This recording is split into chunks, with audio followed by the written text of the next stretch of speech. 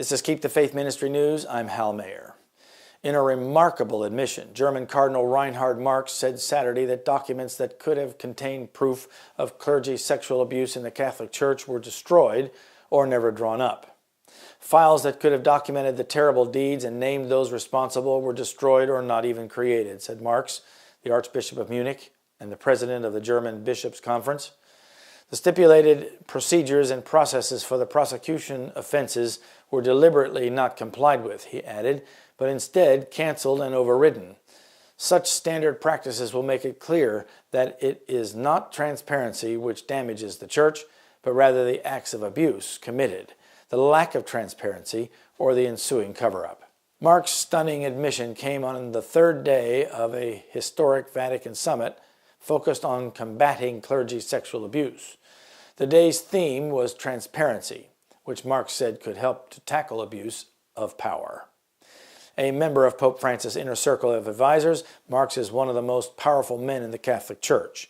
The four-day summit of the 190 Catholic leaders, including 114 bishops from around the world, will conclude Sunday with an address by Pope Francis.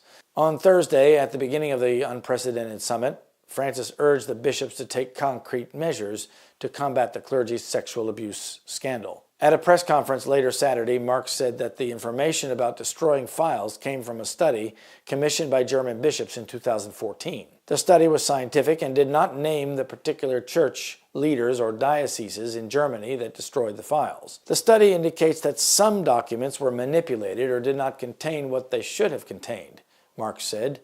The fact in itself cannot be denied.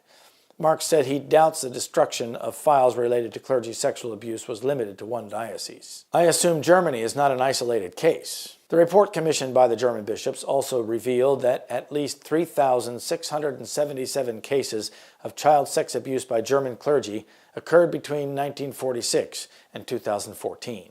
Were these startling admissions voluntarily extracted from the Cardinal?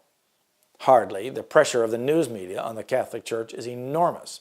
It is now patently obvious that the Church covered up its systemic abuse for many decades. And if she could, she would continue to do that. The Vatican has to do something to control the damage, so Rome covers with apologies the record of her horrible cruelties. And sometimes Rome destroys the records too. Apology is a form of cover-up.